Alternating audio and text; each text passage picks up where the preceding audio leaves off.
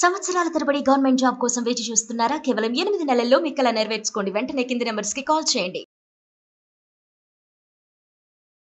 నమస్తే రమ్మగారు. నమస్తే జయ. రమ్మగారు, జ్యోతిష్యాలు చెప్తూ ఉంటారు కదా, మనం కూడా చెప్పించుకుంటూ ఉంటాం చాలామంది. అయితే నాకు ఎప్పుడు ఒకటి అనిపిస్తూ ఉంటుంది, వాళ్ళ జాతకాలు వాళ్ళు చూసుకొని దానికి సంబంధించిన రెమెడీస్ అవి ఉంటాయి కదా, అవి చేసుకుంటారంటారా? పెద్ద క్వశ్చన్. చూసుకుంటూ ఉంటారు. గ్రహస్థితి ఇది వచ్చింది, అది వచ్చింది, ఇది అయింది, అది అయింది చూసుకుంటారు. శాస్త్రం ముందు ఎవరు అతీతులం కాదు కదండి. కాదు, ఎవరమైనా విధికి కూడా మనం ఎవరం అతీతులం కాం ఖచ్చితంగా కదా. జరగాల్సింది జరుగుతుంది. ఏదో మన టైం బాగలేదు రెమెడీ అవుతుందని జాగ్రత్తగా ఉంటారు, రెమెడీ చేస్తారు. బహుశా కంట్లో గుచ్చుకోవాల్సిన ముళ్ళు కాల్లో గుచ్చుకుంటుందేమో వాళ్ళకి తెలుసు కాబట్టి. తెలిసిన జ్యోతిష పండితుల ఇళ్లలో మరణాలు ఉండవా, అనారోగ్యాలు ఉండవా, పెళ్ళిళ్ళు ఫెయిల్ అవటాలు అవి జరగవంటావా? వాళ్ళకి జరుగుతాయి, తప్పించుకోలేరు. హోనీ అంటారు, విధి అంతే. దాన్ని తప్పించుకోవడం ఎవరి వల్ల కాదు కదా.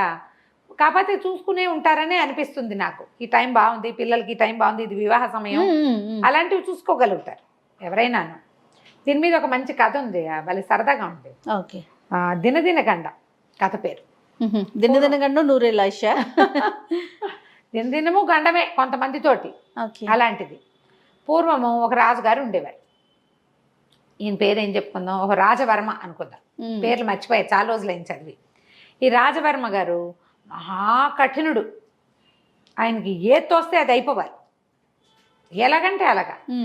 ఆయన ఏదైనా ఒక మాట అడిగి పైగా ప్రథమ కోపి ఆయన. అంటే కోపం వస్తుంది, ముందు కోపం వస్తుంది, తర్వాత కత్తికి పని చెప్తాడు, ఆ తర్వాత ఆలోచిస్తాడు. చాలా మందిని చంపేశాక వాళ్ళు అయ్యో వీళ్ళు నిర్దోషులు అని తెలిసేది. అయిపోయింది నేను రాజుని అనుకునేవాడు. అయితే ఈయనకి సమయజ్ఞుడని ఒక జ్యోతిష పండితుడు ఉండేవాడు ఆయన ఆస్థానంలో. ఓకే. ఆయన అంటే భలే ఇష్టం ఆయనకి.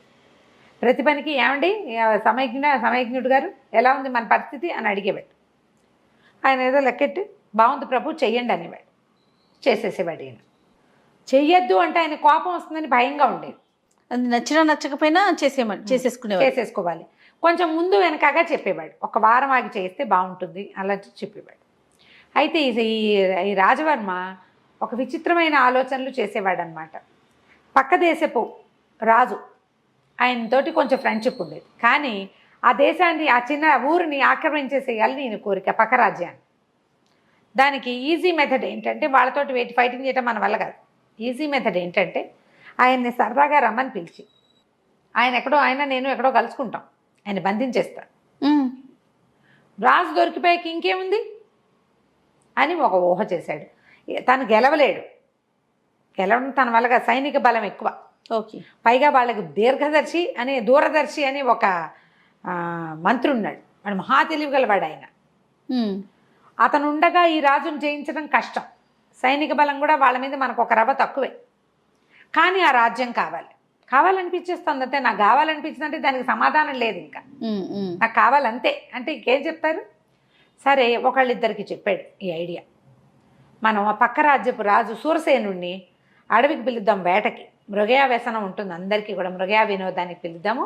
ఆయన చిన్న సైన్యంతో వస్తాడు, ఆయన్ని బంధించేద్దాం అని చెప్పి ఈ సమయజ్ఞుడిని ప్రశ్న అడిగాడు.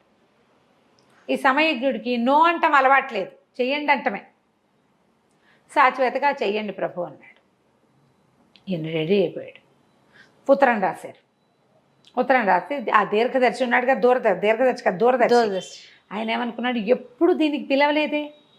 పైగా ఏదో ఎక్కడికో నువ్వు నేను వెళ్ళినప్పుడు అక్కడెక్కడో మనం కలుసుకోవటం వేరు, పనిమాల కలుసుకోవడానికి చిన్న సైన్యంతో ఎందుకు పిలుస్తున్నాడు. ఇప్పుడు ఈయన అడవికి వెళ్ళాడు, ఆయన అడవికి వచ్చాడు. హర్రే మీరా వచ్చారా అంటే సరిపోతుంది. అంతేగాని నువ్వు మృగ వినోదం కోసం రా అని ప్రత్యేకంగా ఒక రాజును ఇంకో రాజు ఎందుకు పిలుస్తాడు. ఇందులో ఏదో లొసుగుందని ఆయన ఏం చేశాడు, పెద్ద సైన్యాన్ని పంపించాడు. వీళ్ళకి తెలీదు.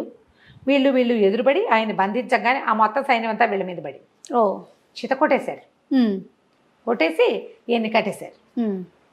సరదాగా చేశానని చెప్పలేకపోయాడు. సరదాగా చేశామని ఎట చెప్తాడు, అదే కదా. అక్కడి నుంచి నానా గోల అయింది. చాలా బతిమలాడి మీ జోలికి రాను, ఇంకెప్పుడు రాను అని చాలా బతిమలాడుకున్న మీదట ఆయన స్నేహంగా ఉత్తరం రాసి బంధించామన్న పేరు మనకి లేకుండా ఉంటుంది. మన ఊళ్ళో ఎలా చెప్పుకున్నా వీళ్ళ ఊళ్ళో అట్టాగే చెప్పుకుంటారు. వదిలేద్దామని ఈయన వదిలేశాడు. ఈ రాజవర్మ వదలబడ్డాడు. కానీ ఆయన ఒళ్ళు మండిపోయింది. వాడు వదిలేసినందుకు కాదు, సమయజ్ఞుడు తనకి తప్పుడు ఇది ఇచ్చినందుకు. నేను ప్రశ్నిస్తే వద్దండి ఇప్పుడు మానేయండి అని చెప్పాలి. చెప్పకుండా నన్ను పని అయిపోతుందని నన్ను ఎంకరేజ్ చేశాడు. ఆయన ఇచ్చిన ఇప్పటిదాకా కొన్ని ఎంకరేజ్ చేశాడు, అవన్నీ కుదిరినాయి.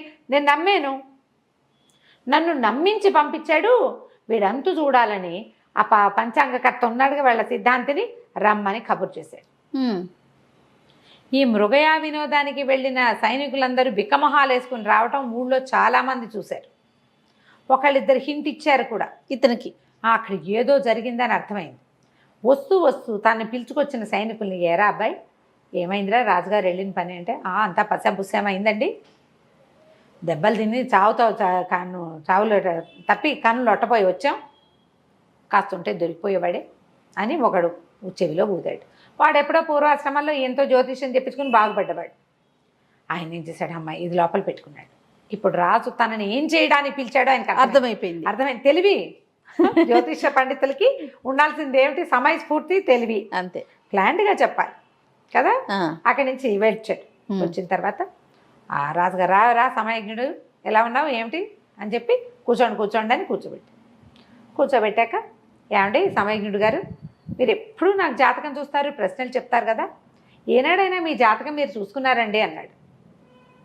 గుండెల్లో రాయబడింది. అర్థమైంది.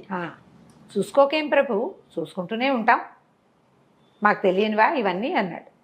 అయితే మీకు ఆయుర్దాయం ఎంత ఉందండి అని అడిగాడు. ఈయన లెక్క ప్రకారం ఈయనకి ఇంకో 20 ఏళ్ళు ఉంది. ఆ 20 ఏళ్ల తర్వాత ఒక మారకం ఉంది, అది తప్పించుకుంటే ఇంకో 20 ఏళ్ళు కూడా 90 దాకా బతుకుతాడు ఆయన, 50 ఏళ్ళ వాడు. బాగా ఆలోచించి, ఆయుర్దాయానికి ఏముంది ప్రభు, జ్యోతిష్యానికి పార్వతీదేవి శాపం ఉందండి, పూర్తిగా నిజం కాదు, పూర్తిగా నిజం అవ్వదు, కాకపోతే ఒకటి ఉందండి, నాకు ఆయుర్దాయం ఎప్పుడైనా తీరిపోవచ్చు, ఎప్పుడైనా పోవచ్చు, ఇవాళ పోవచ్చు, రేపు పోవచ్చు, ఎల్లుండి పోవచ్చు. కాకపోతే ఏంటంటే నేను చనిపోయిన 10 దినాల్లో నేను ఆశ్రయించిన ప్రభువు చనిపోతాడని ఒక ఇది ఉందండి నా జాతకంలో. అందుకని నేను చాలామంది పిలిచినా వెళ్ళనండి, మిమ్మల్నే ఆశ్రయించుకుని ఉన్నాను. మీరంటే పరాక్రమవంతులు, శౌర్యవంతులు, నేను ఎక్కడికైనా వెళ్తే మీకేమి ఇబ్బంది వస్తుందని ఎక్కడికి వెళ్ళను. ఓహో అనగా నేను గుండెల్లో రాయపడింది రాజుగారికి. వీడిని కనుక ఇప్పుడు వేసేసామనుకో మనం, ఆయన 10 ఏళ్ళు ఉందండి, 15 ఏళ్ళు ఉందండి, 20 ఏళ్ళు బతుకుతండి, నేను 90 ఏళ్ళ దాకా బతుకుతానండి అనగానే మెడ కోసేసి ఇప్పుడు చెప్పు అందామనుకున్నాడు. ఇప్పుడు వీడు మెడ కోస్తే ఆయన ఇంకో వాక్యం చెప్పాడు, నేను చచ్చిపోయిన 10 రోజుల్లో ప్రభువు చచ్చిపోతాడని. ఈయన ఆశ్రయించిన ప్రభువు ఎవరు, ఆయనే కదా, తను, నేను దొరికిపోతా కదా. అందుకని సరే అలాగండి, చాలా బాగుంది, ఈసారి మీరు చెప్పిన పని బాగా అవ్వలేదు, మళ్ళీ కొంచెం చూసి ముహూర్తాలు అవి పెడుతుండండి, భారతీయ శాపం ఉంది కాబట్టి నా పని అవ్వలేదు అని అనుకుని, ఒరే సమయజ్ఞుడి గారికి శాలువా కప్పి ఇంట్లో దింపిరండిరా అని పంపించేసే. ఈయన ఈ రాజుగారి కొలువు దిన గండం, ఆయనకు ముందు నుంచి భయమే, ఇవాళ తప్పించుకున్నాం, మళ్ళీ ఎప్పుడు తప్పించుకోవాల్సి వస్తుందో ఏం చేస్తామో అని అనుకుంటూ ఇంటికి పోయాడు. చూడు కథ కంచికి మనం ఇంటికి. కానీ ఎంత తెలివిగా ఆలోచించాడు చూడండి. ఎప్పుడు కూడా అదే, మనమేమో కోటప్పకొండ వెళ్ళామా, చిలక జోస్యం చెప్తున్నారు, మా చిన్న పైనుంచి దిగొస్తున్నాడు, వాడు పంచ కట్టుకుని ఒక పెద్ద లాల్చి వేసుకుని ఉన్నాడు, కొంచెం వెయిట్ లిఫ్టింగ్ కదా, దీన్ని చూడంగానే ఆ చిలక జోస్యం వాడు, పెద్ద అధికారంలోకి వస్తావు నాయన నువ్వు అని ఇలా చెప్పాడు. ఇప్పుడు చక్కగా ఉన్నవాడికి నీకు అధికారంలోకి వస్తావు అలాంటివి చెప్పాడు అనుకో, ఇంట్రెస్ట్ వస్తుంది వాడికి, ఇంట్రెస్ట్, రాజ్యాధికారం వస్తుంది, నీకు పదవులు వస్తాయి, సంపాదన వచ్చేస్తుంది. ఇలాంటి భావాలు వినంగానే అయ్యేమిటో చూపించుకుందామని వెళ్తారు. అప్పుడు వాడు ఇంకా చెప్తాడు, అధికారం వస్తుంది, అది వస్తుంది, ఇది వస్తుంది, ఇక నా దగ్గర రాయి ఉంది, ఇది పెట్టుకో, అంతే చెప్పాలిగా. మరి కోటి విద్యలు కూటి కొరకే. జ్యోతిష పండితులు ఏం చేస్తారు, జాతకం చూసి ఏదైనా ప్రాబ్లం ఉంటే నువ్వు ప్రాబ్లం ఉంది పోతావు లాంటివి చెప్పరు. అవును కదా, నాయన ఇబ్బంది ఉంది, దానికి పరిష్కారం ఇది, ప్రయాణాలు అవి చేయబోకండి, ఈ సమయంలో ప్రయాణాలు చేయబోకండి, వివాహం ఈ సమయంలో చేయొద్దు, ఏదైనా చెడు వివాహం చెడుతుంది అని అంటే తెలివైన వాక్యాలు చెప్తారు. వాళ్ళు సస్టైన్ అవుతారమ్మా. ఈ గురువు బాగోలేదు, లేదా వీడు నీచంలో పడ్డాడు, వాడు ఉచ్చంలో ఉన్నాడు, వాళ్ళు మొత్తం అంతా కలిసి ఒక చోట ఉన్నారు, ఈయన వక్ర దృష్టితో చూస్తున్నాడు, ఈ వివరం అంతా చెప్తారు, నీకు అర్థమైనా కాపోయినాను, అంతే, నువ్వు గుర్తుండవు కూడా. ఇవి చెప్పాక అప్పుడు ఏం చెప్తారు, ఇలాంటి ప్రాబ్లమ్స్ ఉన్నాయి కాబట్టి వెళ్ళొద్దు, చెయ్యొద్దు, లేదా ఇది విధి, ఇది చెయ్యాలి, నువ్వు రోజు చేసుకో అలాంటివి చెప్తా. అంటే దీనివల్ల ఆ గ్రహస్థితి అంత భయంకరంగా ఉన్నది, కొంచెం శాంతించి చెప్పాక కంట్లో గుచ్చుకోవాల్సిన ముళ్ళు కాల్లో గుచ్చుకుంటుంది, అంతతోటి పోతుంది. ఆశ్రయించడం మంచిదే, కాకపోతే గుడ్డిగా వెళ్ళకుండా కొంచెం మనది కూడా చూడాలి, ఆలోచించుకుని చేయాలి. రైట్. నమస్తే అండి. నమస్తే.